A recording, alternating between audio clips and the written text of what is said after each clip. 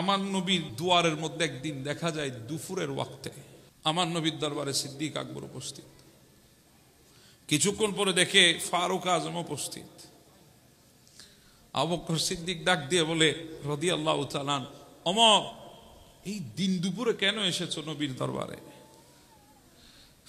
বলে সিদ্দিক আকবর, আজকে 3 দিন ঘরের চুলার মধ্যে আগুন জ্বলে নাই।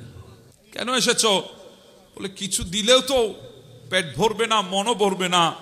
এসেছি রাসূলুল্লাহর চেহারাটা দেখার জন্য, কারণ ওই চেহারাটা দেখলে দিলও ভরে যায়, পেটও ভরে যায়। সুবহানাল্লাহ। আবু বকর, তুমি কেন এসেছো? বলে তুমি যে জন্য এসেছো আমিও সেই জন্য এসেছি। আমিও আজকে 3 দিন ঘরে খাবার নাই, চুলায় আগুন জ্বলে নাই, আমিও এসেছি। তুমি যে জন্য এসেছো আমি এই জন্যে। রাসূলুল্লাহ কোথায়? বলে এখনো ভেতরে হুজরার দরজা খুলে নাই। ইনারা কথা বলছে, কথাগুলা নবীর কানের মধ্যে শব্দ হচ্ছে। আমার নবী হুজরার দরজা খুললেন, ভেতর থেকে বের হলেন। আমার নবী ডাক দিয়ে বলে, আবু বকর, ওমর, আজকে দিন দুপুরে তোমরা এখানে বসে আছো। বলে, ইয়া রাসূলুল্লাহ, 3 দিন ঘরের চুলার আগুন জ্বলে নাই, আর সহ্য করতে পারি নাই। ইয়া রাসূলুল্লাহ, সেজন্য চলে এসেছি আপনার চেহারায় আনোয়ার দেখে, আপনার চেহারায় আনোয়ার দেখে দিল বরাবো, পেটও বরাবো। ইয়া রাসূলুল্লাহ, জানতে তো মন চায় আপনি কেন দিন দুপুরে বের হয়েছেন? বলে, ও সিদ্দিক আকবর, ও ফারুক আজম, তোমাদের ঘরে 3 দিন চুলায় আগুন জ্বলে নাই, আমি নবীর ঘরে 5 দিন জ্বলে নাই। 5 দিন, 5 দিন আমার ঘরে 5 দিন জ্বলে নাই, 5 দিন।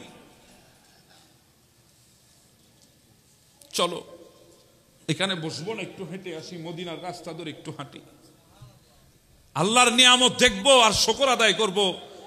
আল্লাহ আমাদের পেট ভরপুর করে দেবেন। আমার নবী বের হলেন, 2 পাশে 2 জন আছে। হ্যাঁ, 2 জনকে নিয়ে আমার নবী হাঁটতেছে। ইনাদেরকে দেখেই মৌলা আলী শেরহুদা মুস্কি মুস্কি হেসে বলতো, কত সুন্দর দেখায় 3 বন্ধুকে। আমার নবী ডাক দিয়ে বলতো, আলী রে, তুমি দেখতেছো 3 বন্ধু মদিনার উপরে হাঁটতেছি, সময় আসবে এই 3 বন্ধু মদিনার জমিনের ভেতরেও থাকবো, ভেতরেও থাকবো। শুধু এখানে উপরে না, ভেতরেও আসে না নাই? আমার নবী হাঁটতেছে, আবু আইয়ুব আনসারীর ঘরের সামনে দিয়ে আমার নবী যাচ্ছে। আবু আইয়ুব আনসারী, যার ঘরে আমার নবী কৌবা থেকে যখন মদিনায় ঢুকলেন, সর্বপ্রথম যার ঘরে নবী উঠেছিলেন, ওনার ঘর আবু আইয়ুব আনসারী রাদিয়াল্লাহু তাআলা আনহু ঘর। আমার নবী ওই ঘরের সামনে দিয়ে, ইনি ঘরের পেছনে ছিলেন। হঠাৎ ওখান থেকে একটা দৌড় দিয়ে আমার নবীর সামনে এসে দাঁড়িয়ে গেলেন। আসসালাতু ওয়াসসালামু আলাইকা ইয়া রাসূলুল্লাহ। আল্লাহর নবী, আপনার উপরে সালাম। আবু আইয়ুব আনসারী, কোত্থেকে আসছো? বলো, আমি ঘরের পেছনে ছিলাম। ইয়া রাসূলুল্লাহ, তো কিভাবে বলতে পেরেছো আমি তোমার ঘরের সামনের রাস্তা ধরে যাচ্ছি?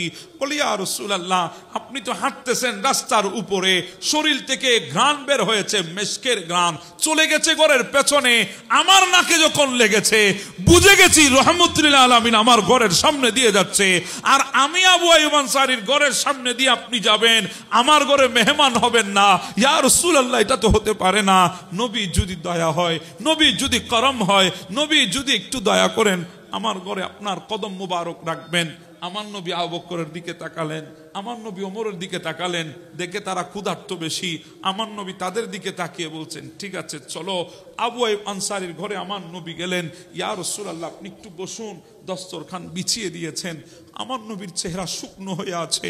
আবু আইয়ুব আনসারী বুঝে গেছে রাহমাতুল লিল আলামিন আজকে অনেকদিন না খেয়ে আছে। তাড়াতাড়ি কিছু খেজুর নিয়ে আমার নবীর সামনে দিলেন।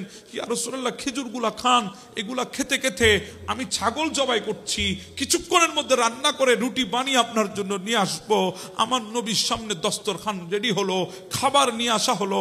আমার নবী 2টা রুটি নিলেন, 2টা রুটির উপরে কিছু গোশত নিয়ে একজন খাদেমকে ডেকে বলে, খাদেম এদিকে আসো, এগুলো একটু নিয়ে যাও আমার ফাতেমার কাছে। আমার ফাতেমাও আজকে 5 দিন না খেয়ে আছে। ফাতেমা আজকে 5 দিন না খেয়ে আছে। হ্যাঁ, ওই নবীর উম্মত আমরা, যে নবী ক্ষুধার জন্য পেটে পাথর বেঁধেছে, খন্দকের ময়দানে পেটে পাথর বেঁধেছে। অথচ এমন তো সময় আসে না এখনো আমাদের, রে বাবু, আমরা না খেয়ে থাকতে হবে একটা বেলা আমাদেরকে। এমন তো সময় আসে না আল্লাহ তোমার শুকর আদায় করি। আমাদের তো উচিত মসজিদে বসে থাকা আমাদের উচিত। হাসান বসরি আলাইহি রাহমাকে জিজ্ঞাসা করা হয়েছিল, হুজুর আপনার এই তাকওয়া অর্জনের পেছনে কারণ কি? হাসান বসরি বড় তাবী ছিলেন, বড় সুফি সাধক ছিলেন, ইমাম জয়নুল আবেদিনের শাগরিদ ছিলেন হযরত হাসান বসরি আলাইহি রাহমা। উনি বললেন, চারটা জিনিস আমার জীবন পরিবর্তন করে দিয়েছে। এক নাম্বার, আমি যখন জানলাম আমার রিজিকের মালিক আল্লাহ, আমার রিজিকের মালিক রাজ্জাক, ওই দিন থেকে আমি রিজিকের কথা চিন্তা করা ছেড়ে দিয়েছি। আমার হৃদয়ে আলাদা তৃপ্তি হয়েছে, আল্লাহ আমার রিজিকের ব্যবস্থা করছে। দ্বিতীয় নাম্বার, যখন জেনেছি দুনিয়াতে যেই ইবাদতগুলো আল্লাহ আমার উপর ফরজ করেছে ওগুলো আমি ছাড়া দ্বিতীয় আর কেউ করবে না, ওগুলো আমাকেই করতে হবে, দ্বিতীয় কেউ করে দেবে না। যেদিন থেকে জেনেছি ওই দিন থেকে আমার উপর ফরজ হওয়া ইবাদতগুলো আমি করা শুরু করেছি। তৃতীয় নম্বরে, যেদিন থেকে জেনেছি আমার প্রত্যেকটা সেকেন্ড আমার মালিকে দেখতেছে, ওই দিন থেকে গুনাহ করা ছেড়ে দিয়েছি, আমি গুনাহ ছেড়ে দিয়েছি।